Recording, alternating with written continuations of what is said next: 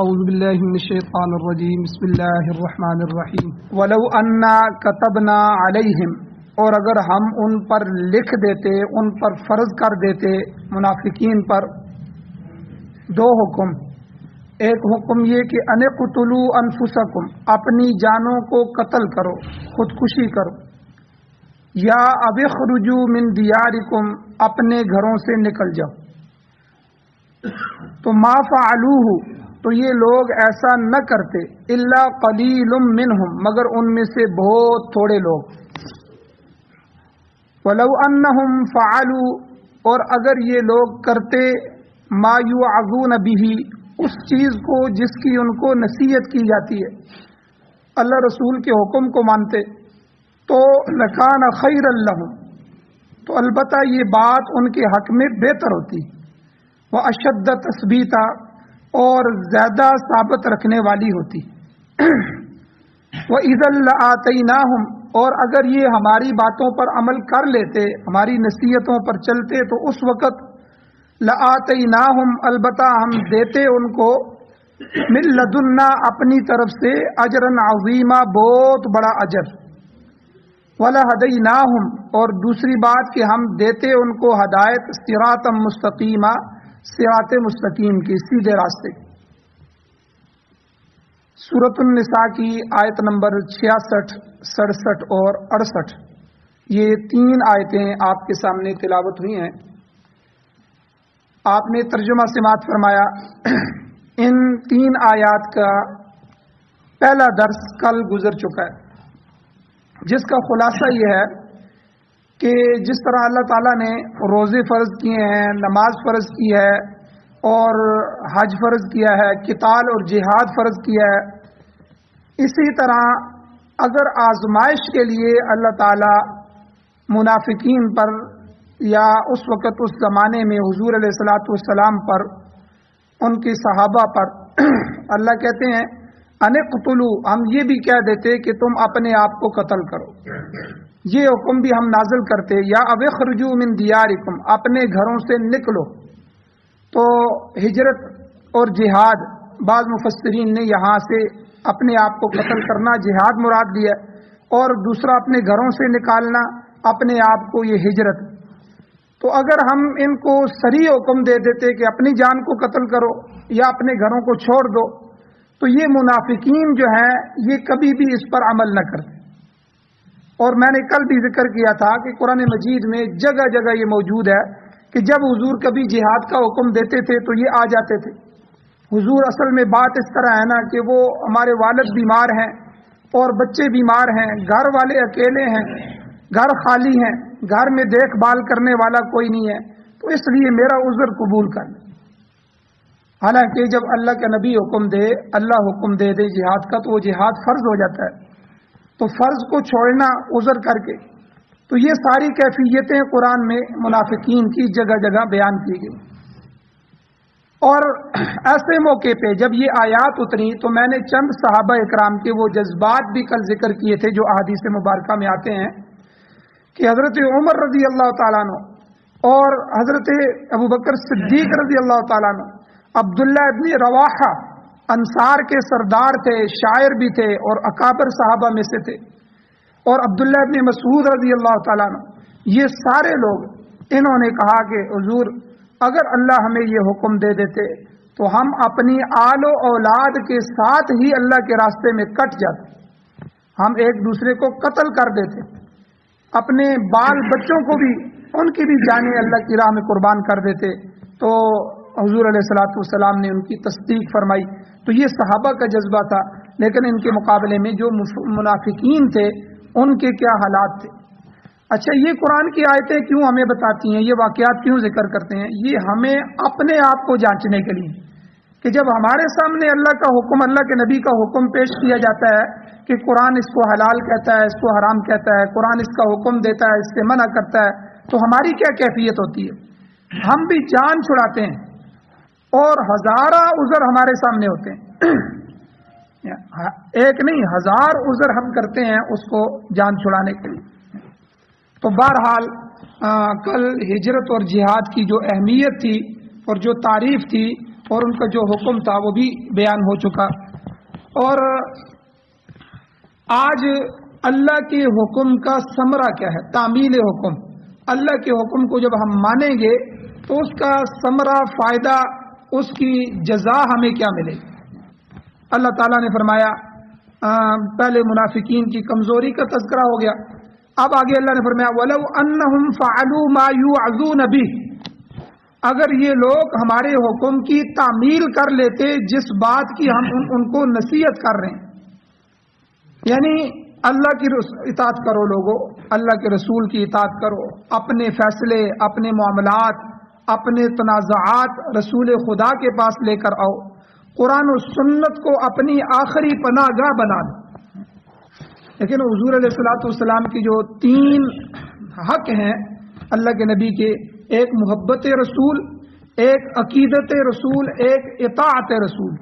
ان میں سے عقیدت رسول یہی ہے. محبت تو دل کی چیز ہے، یہ تو ہر بندہ خود اپنے دل میں جھانک سکتا ہے کہ میرے دل میں اللہ کے نبی کی کتنی محبت ہے. تو اور محبت تقاضا کرتی ہے عقیدت کا کہ میں اپنے محبوب کی ہر بات کو سچا مانوں، دنیا جو مرضی کہے لیکن میرا محبوب جھوٹا نہیں. تو جب اللہ کے نبی سے کامل محبت ہو جائے گی، اس کا مطالبہ بھی کیا جا رہا ہے، تو پھر آدمی یہ کہے گا کہ دنیا کوئی بھی طریقہ ایجاد کرے کسی چیز کا بھی، جو میرے پیغمبر کا طریقہ ہے وہی سب سے افضل ہے. میرے محبوب کا جو طریقہ ہے نجات اسی میں ہے، پناہ اسی میں. مثلا حضور کھاتے کس طرح تھے؟ حضور کے کھانے کا ایک طریقہ تھا، بیٹھ کے دسترخوان پہ کھاتے تھے. اور ابھی اس کے بعد پھر کیا ہوا، کرسیاں شروع ہو گئی. کرسیاں ٹیبل کے حد تک تو تھا، لیکن ابھی جو ہے وہ جانوروں کی طرح کھڑے ہو کے پلیٹوں میں ڈالو، کوئی اس جو ہے جگہ کھڑا ہے، کوئی اس جگہ کھڑا ہے. کیا کہتے ہیں جی یہ بڑے جدید قسم کے لوگ ہیں، جدید طبقہ ہے، پڑھے لکھے لوگ ہیں. اور جو مولوی علماء بیٹھ کے دسترخوان پہ کھاتے ہیں یہ وہ قدیمی لوگ ہیں جی، پرانے لوگ ہیں، ان کو تو زمانے کے ساتھ چلنے کا تو ڈھنگ ہی نہیں. حالانکہ زمانہ تیزی کے ساتھ، حضور نے فرمایا بلکہ جتنا بھی حضور سے یہ زمانہ دور ہوتا جائے گا، 1 صدی گزری، دوسری صدی، ابھی 15 صدیاں گزر گئی ہیں، اور جو یہ زمانہ قیامت کے قریب آئے گا تو انسانوں سے انسانیت ختم ہوتی جائے گی.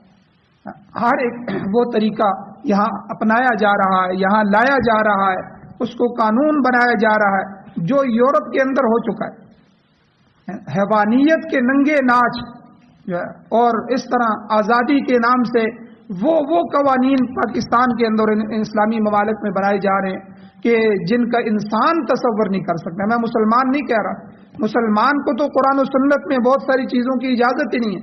عام انسان بھی جو عزت دار ہو تو وہ اس کا تصور نہیں کر سکتا. تو رسول اللہ صلی اللہ علیہ وسلم کی قرآن و سنت کو اپنی آخری پناہ گاہ سمجھو. جس طرح کسی آدمی پر حملہ ہو جائے، کسی ملک پر، کسی شہر پہ حملہ ہو جائے، ان کی پناہ گاہیں ہوتی ہیں، وہ اس میں جا کے چھپ جاتے ہیں کہ بھائی اگر ہم اس میں بچ جائیں گے، اگر اس میں بھی نہ بچے تو پورے شہر میں تو اور کوئی جگہ ہے ہی نہیں. تو اللہ کے قرآن کے ارشادات، نبی علیہ السلام کے احادیث کے فرامین، یہ ہماری آخری پناہ گاہ، اس کے بغیر نجات نہیں ہے. تو یہ عقیدت رسول ہے. صحابہ کو بلکہ کافروں کو بھی حضور سے عقیدت تھی.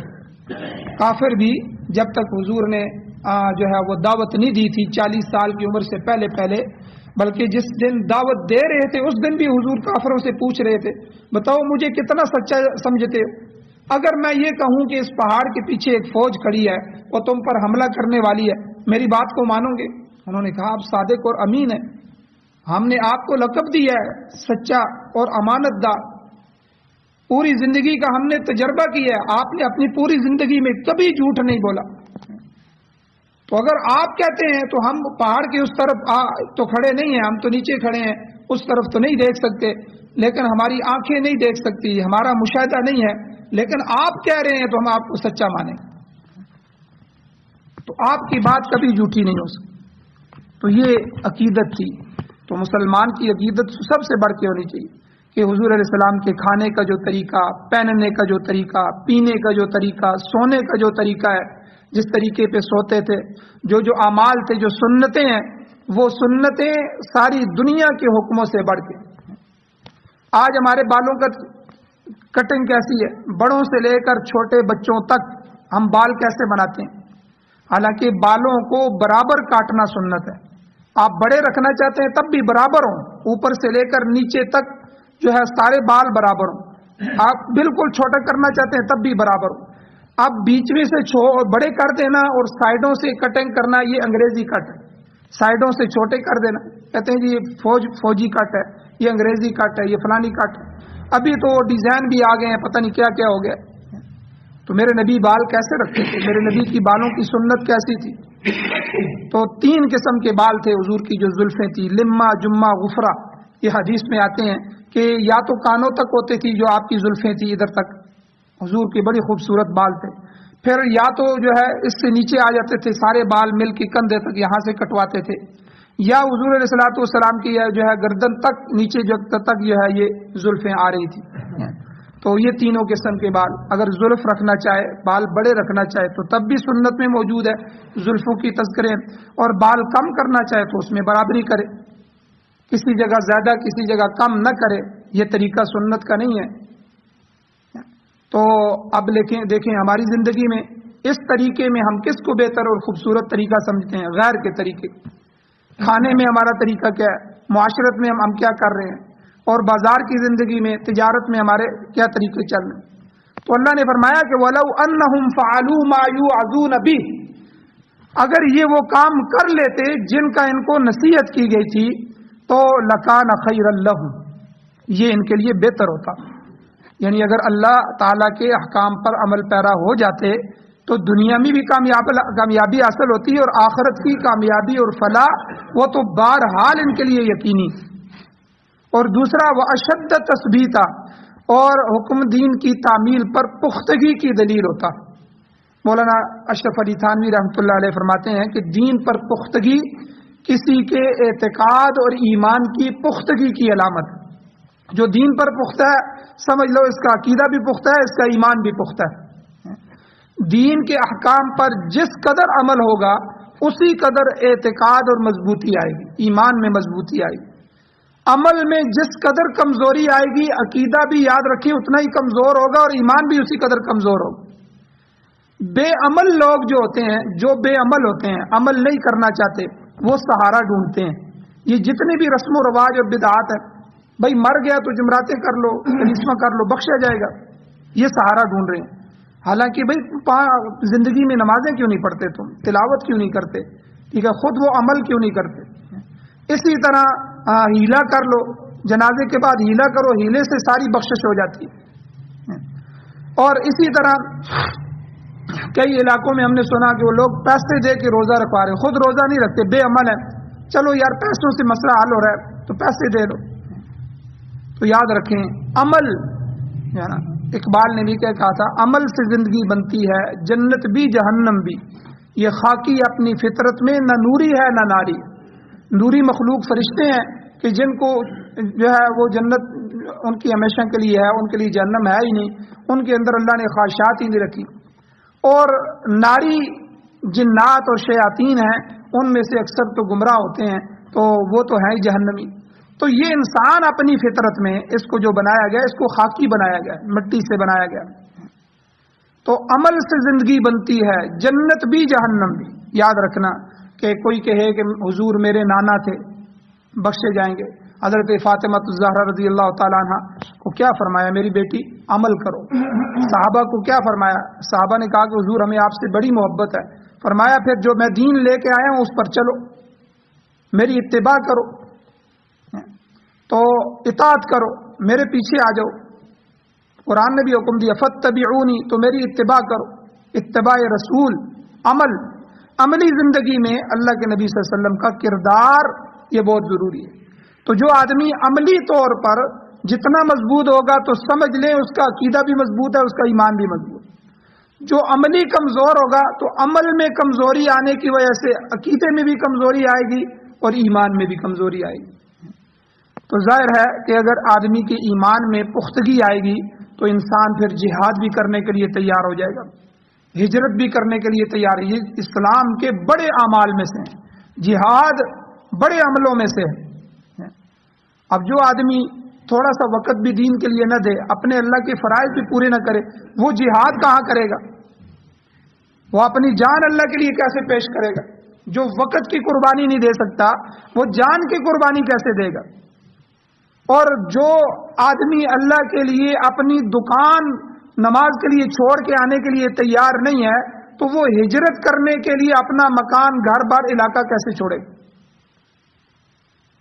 تو ظاہر بات ہے اس میں ایمان کی پختگی چاہیے. صحابہ میں وہی تھا تو کہ جب ایمان مضبوط ہو گیا، ایمان چٹانوں کی طرح مضبوط ہو گیا.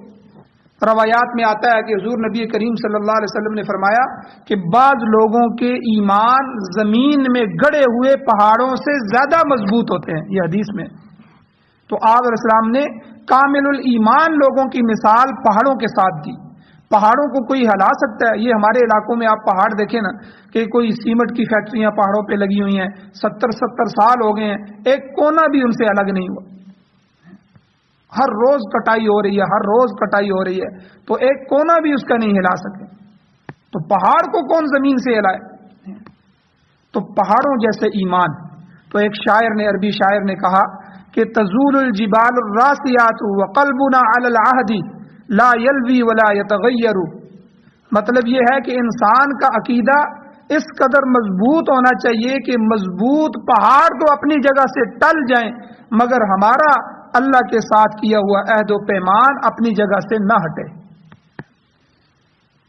اور علامہ اقبال مرحوم انہوں نے بھی یہی بات یوں کہی، فارسی کا ایک شعر ہے ان کا، بخود خزیدہ و محکم چوں کو سارا زی، چوں خس مزی کی ہوا تند و شعلہ بے باک است. یعنی مستقل مزاج بن کر پہاڑوں کی طرح زندہ رہو، تنکوں کی طرح زندگی مت گزارو، کیونکہ ہوا تیز ہے اور شعلہ بے باک ہے. مطلب یہ ہے کہ اگر حقیر تنکے بن جاؤ گے تو پھر نہ ہوا کے سامنے ٹھہر سکو گے نہ آگ لگنے سے بچ سکو گے. اگر عزت اور ناموس کی زندگی گزارنا چاہتے ہو تو پہاڑوں اور چٹانوں کی طرح مضبوط ہو جاؤ، دین پر مضبوط ہو جاؤ. تو آج کی جو سوسائٹی ہے، آج کا جو معاشرہ ہے وہ ڈاواں ڈول جا رہا ہے، بالکل چاروں طرف گمراہی اور اس کے اسباب پھیلے ہوئے ہیں چاروں طرف، جس کی وجہ سے کیا ہوا ہے کہ ایمان کی پختگی نہیں رہی. لوگ معمولی سی آزمائش پر بھی پورا نہیں اترتے، وویلا شروع کر دیتے ہیں، بلکہ قدم قدم پر پھسل رہے ہیں.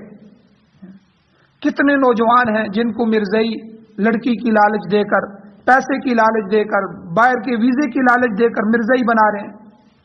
اب اس کا ایمان ہوتا ختم نبوت پر تو اس کا یقین ہوتا کہ اللہ کے نبی کے بعد قیامت تک کوئی نبی نہیں آ سکتا، تو مرزا کیسے نبی ہے؟ لیکن پیسے کے لیے تھوڑی تھوڑی باتوں پہ کسی کو آپ نوکری بھرتی کروا دیں تو وہ رافضی بننے کے لیے تیار ہو جاتے، کسی کی سفارش کریں تو وہ آپ کے قدموں میں گرنے کے لیے تیار ہو جاتے، تو غلط کاری میں مبتلا ہو جاتے ہیں.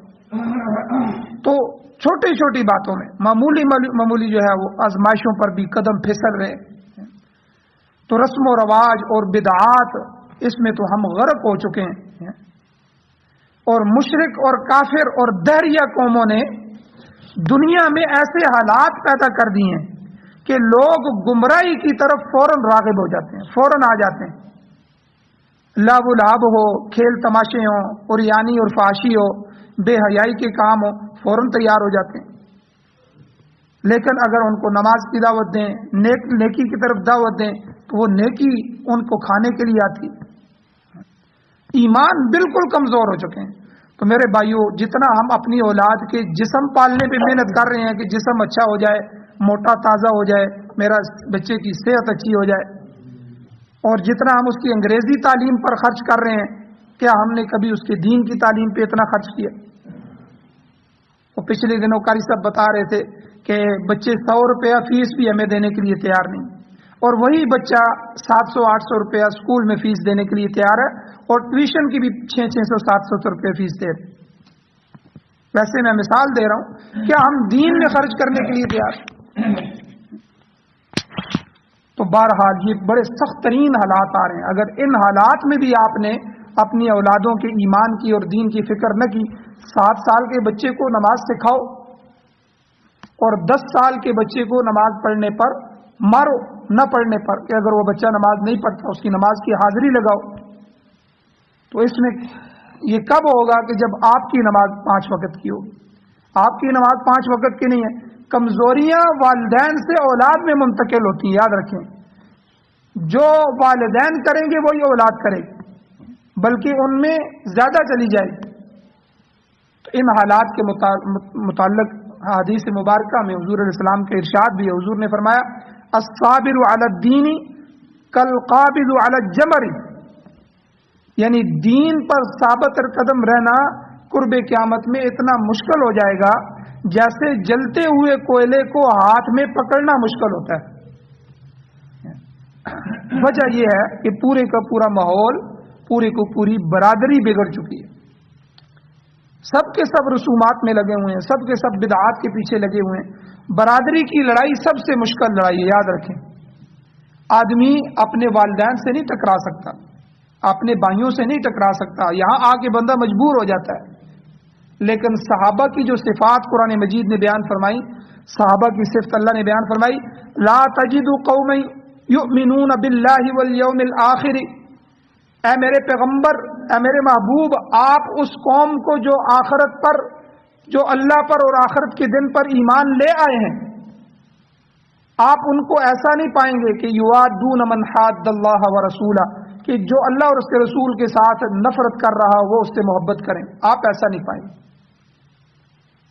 صحابہ کی یہ صفت ہے کہ صحابہ جب آپ پر ایمان لے آئے ہیں، اللہ پر ایمان لے آئے ہیں، آخرت پر ایمان لے آئے ہیں، اگرچہ وَلَوْ كَانُوا آبَاءَهُمْ، اگرچہ وہ ان کے والدین کیوں نہ ہو، ان کے آباء و اجداد کیوں نہ ہو.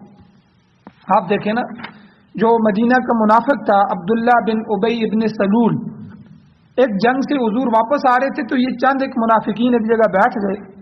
تو اس منافق نے بڑی عجیب بات کی. اس نے کہا کہ یہ جو مکے سے لوگ آئے تھے حضور اور ان کے صحابہ، ان کے پاس تو پہننے کے لیے کپڑا بھی نہیں تھا، یہ تو ذلیل لوگ تھے. نعوذ باللہ، ذلیل کہا حضور کو اور صحابہ کو. اور مدینے میں آ کے یہ تکڑے ہو گئے، یہ ہمارے اوپر آ گئے اور ہم نے ان کو باغات دیے، ہم نے ان کو سارا کچھ دیا، مواخات ہوا. یہ منافق تھا. اب یہ بات حضور سے پہلے اس کے بیٹے کو پتہ لگ گئی. بیٹا پکا سچا مومن مسلمان تھا. تو وہ جنگ سے واپس آ رہے تھے، بیٹا آگے جا کے مدینہ کے باہر کھڑے ہو گئے اور والد کے گھوڑے کو پکڑ لیا اور کہا کہ یہاں اتر جاؤ، تجھے میں مدینے میں داخل نہیں ہونے دوں گا. تو نے یہ بات کہی ہے. والد کو بیٹا کہہ رہا. اس نے کہا جی کہہ دی ہے، غلطی ہے، یہ ہے وہ ہے. اس نے کہا کہ نہیں، اب جب تک تم یہ بات نہیں کہو گے کہ اللہ کے نبی عزت والے ہیں اور میں ذلیل ہوں، اس وقت تک مدینے میں تجھے داخل نہیں ہونے دوں. یہ اپنے والد کے سامنے کھڑے ہو کہ کیوں اللہ کے نبی کو اور صحابہ کو تم نے اس طرح کہا. پھر اس نے کہا، پھر حضور آئے، پھر حضور نے کہا کہ چھوڑو. انہوں نے کہا نہیں اللہ کے نبی آپ کو. پھر اللہ نے سورہ منافقون نازل فرمائی، اس میں اللہ نے فرمایا وَلِلَّهِ الْعِزَّةُ وَلِرَسُولِهِ وَلِلْمُؤْمِنِينَ، عزت تو اللہ کے لیے ہے، اللہ کے رسول کے لیے ہے اور ایمان والوں کے لیے. تو منافقین کی تو کوئی عزت نہیں ہے. تو بہرحال یہ وہاں بھی ذلیل ہوا. پھر اس نے اپنے منہ سے یہ الفاظ کہے، بیٹے نے نہیں چھوڑا، کہ میں جو ہے اللہ کے نبی جو ہیں وہ عزت والے ہیں اور میں ذلیل ہوں. پھر بیٹے نے کہا کہ اب تمہارا مدین، ورنہ وہ حضور سے اجازت لیتے، اگر آپ اجازت دیں تو میں اپنے والد کی گردن اتار دوں. تو کیا فرمایا کہ جب ایمان پختہ ہو گیا اللہ کے رسول پر، تو لا تجد قوم یؤمنون باللہ والیوم الآخر یوادون من حاد اللہ ورسولہ ولو كانوا آباءهم او ابناءهم او اخوانهم او عشیرتهم، کہ چاہے وہ ان کے باپ ہوں، چاہے بیٹے ہوں، چاہے بھائی ہوں، چاہے قبیلہ ہو، کوئی بھی اللہ رسول کی مخالفت کرے گا تو وہ اس کے مخالف ہو جائیں گے، کبھی بھی حامی نہیں ہوں گے. لیکن ہم کیا کرتے ہیں، خود دیندار ہیں، سب کچھ ہیں، صف اول کے نمازی ہیں، لیکن جب شادی کی باری آتی ہے تو مہندی کی رسم اور فلاں رسمیں اور گانے بجانے، ان میں ہم بھائیوں کی وجہ سے مجبور ہو جاتے ہیں، بہنوں کی وجہ سے مجبور ہو جاتے ہیں. تو کیونکہ سارے کی سارا ماحول اور برادریاں بگڑ چکی ہیں، تو ایسے وقت میں ایک صحیح مومن کے لیے گزر اوقات کس قدر مشکل. ہم تو نماز پڑھنے کے لیے تیار نہیں. ہمارے ایمان کی کیفیت یہ ہے۔ تو بہرحال اللہ تعالیٰ نے فرمایا اگر یہ لوگ احکام خداوندی پر عمل پیرا ہو جائیں تو اس وقت پھر ہم کیا کریں گے، وَإِذًا لَآتَيْنَاهُم مِّن لَّدُنَّا أَجْرًا عَظِيمًا، تو ہم انہیں اجر عظیم عطا کریں گے۔ یعنی اگر یہ لوگ اللہ اور اس کے رسول کے احکام کی تابعداری کرتے، تقوی کی راہ اختیار کرتے، ہر معاملے میں شریعت سے رہنمائی حاصل کرتے اور تمام معاملات میں دین کو ہی مقدم رکھتے، تو آخرت میں اللہ تعالیٰ انہیں بہت بڑا صلہ عنایت فرماتے۔ حدیث میں آتا ہے حضور علیہ السلام نے فرمایا جب میری کوئی سنت مٹ رہی ہو معاشرے میں تو کوئی آدمی میری مردہ سنت کو زندہ کر دیتا ہے، اس کو سامنے لے آتا ہے، اس پر عمل شروع کر دیتا ہے، چلو یار سارے لوگ نہیں کرتے تو اللہ کے نبی کی سنت ہے میں عمل شروع کرتا ہوں، تو حضور نے فرمایا اللہ تعالیٰ اسے 100 شہیدوں کا اجر عطا فرماتے ہیں۔ اتنا بڑا اجر اللہ کے نبی کی مردہ سنت کو، مردہ طریقے کو معاشرے میں دوبارہ رواج دینے کے لیے، زندہ کرنے کے لیے۔ تو اللہ یہی فرما رہے ہیں وَإِذًا لَآتَيْنَاهُم مِّن لَّدُنَّا أَجْرًا عَظِيمًا۔ پہلا اگر یہ اس طرح کر لیتے تو ہم ان کو اجر عظیم عطا فرماتے۔ دوسرا وَلَهَدَيْنَاهُمْ صِرَاطًا مُّسْتَقِيمًا، انہیں دنیا میں صراط مستقیم کی طرف رہنمائی بھی کرتے۔ مقصد یہ ہے کہ تعمیل حکم کی صورت میں انہیں دنیا میں صراط مستقیم حاصل ہو جاتا جس پر چل کر وہ کامیاب زندگی گزار سکتے، اور پھر آخرت میں اجر عظیم کے مستحق ہوتے۔ اسی طرح دنیا اور آخرت دونوں مقامات پر کامیاب اور کامران ہوتے۔ دوسری جگہ اللہ نے قرآن میں فرمایا وَالَّذِينَ اهْتَدَوْا زَادَهُمْ هُدًى، جو کوئی ہدایت کے راستے پر چل نکلتا ہے اللہ تعالیٰ اس کے لیے ہدایت میں اضافہ فرما دیتے ہیں۔ صراط مستقیم ہر مومن کا مطلوب و مقصود ہے، جس کے حصول کے لیے ہر نماز میں ہم دعا کرتے ہیں اہدنا الصراط المستقیم، اہدنا الصراط المستقیم، اے اللہ ہمیں صراط مستقیم پر چلا۔ جسے یہ چیز حاصل ہو جائے اس کے لیے بڑی کامیابی ہے۔ اس لیے اللہ تعالیٰ نے فرمایا کہ صراط مستقیم اس شخص کو حاصل ہوتا ہے جو اس کے احکام پر عمل پیرا ہو جاتا ہے۔ اللہ تعالیٰ سے دعا ہے اللہ ہمیں عمل کی توفیق عطا فرمائے، آمین۔ الحمدللہ رب العالمین والعاقبۃ للمتقین والصلاۃ والسلام علی رسولہ النبی الامی الکریم۔ یا اللہ ہماری کمیوں کو تائیوں کو معاف فرمائی، یا اللہ قرآن و سنت کو پڑھنے، پڑھانے، سننے، سنانے، اس پر عمل کرنے کی توفیق عطا فرمائی، یا اللہ قرآن کی اشاعت کرنے کی توفیق عطا فرمائی۔ یا اللہ ہماری زندگی میں جو کمزوریاں ہیں، آپ سے بغاوتیں ہیں، یا اللہ ان کمزوریوں کو دور فرمائی، یا اللہ ان بغاوتوں کو ختم فرمائیے، ہمیں اپنا بندہ بنائیے۔ یا اللہ ہمیں 5 وقت نماز کی حاضری نصیب فرمائیے، 5 وقت کے سجدوں سے محروم نہ فرمائیے۔ یا اللہ اپنے گھر کا دیدار نصیب فرمائیے، حج اور عمرہ کرنے کی سعادتیں نصیب فرمائیے۔ جو حضرات جا چکے ہیں یا اللہ یہ سعادتیں بار بار نصیب فرمائیے۔